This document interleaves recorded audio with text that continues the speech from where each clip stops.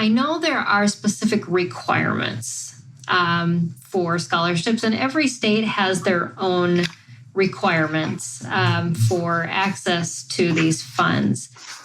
Could you each briefly go through you don't have to go down to the smallest detail, but kind of give us a little bit overarching summary.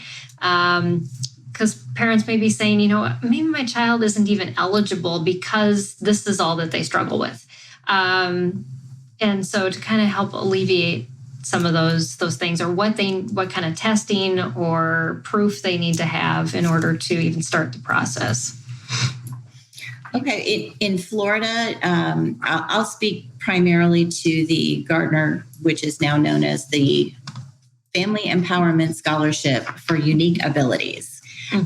And we primarily have diagnoses of autism, rare diseases, anaphylaxis, intellectual disabilities, students that have multiple diagnoses, high risk for the younger toddler into preschool, other health impairment, which includes things like ADHD, specific learning disabilities, cerebral palsy, Down syndrome, and there's some other diagnoses, but it started off with a much more limited number of diagnoses that were served by the scholarship, and this year it was expanded with the general expansion of the scholarship.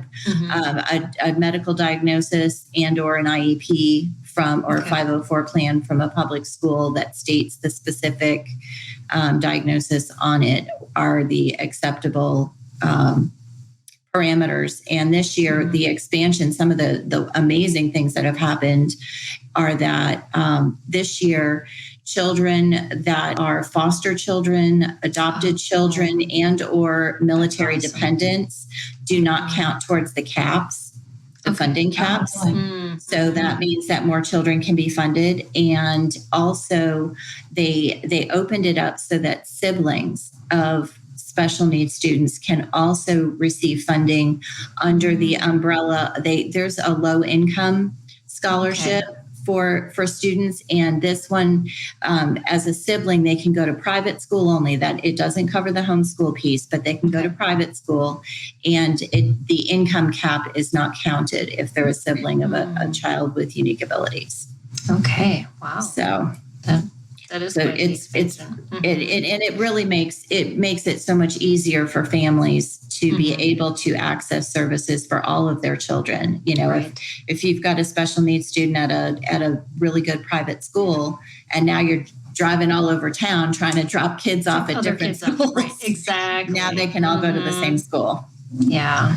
Wow. Yep.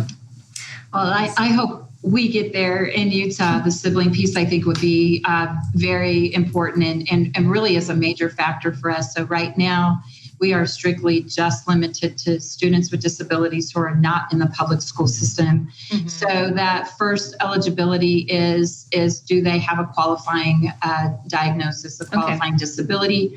And we take the definitions right out of IDEA, out of the Individuals with Disabilities Education Act, which is mirrored in our state law. So a student would qualify by having an IEP, but we also allow any other multidisciplinary team that can make those determinations, that have the qualifications to make those determinations. So I want our families to know that they don't have to go to the district for this for the eligibility determination, which can sometimes be slower than we'd love, and sometimes just anyway. I think districts, do their best, but sometimes it just doesn't have the outcomes, and parents can't always wait. So. And we can help families access those multidisciplinary teams and get that determination. Oh, that's great. So that's wonderful. Yeah. We don't include 504s, so this is really just the IEP side. Or just the IEP part of it. Okay. Yeah.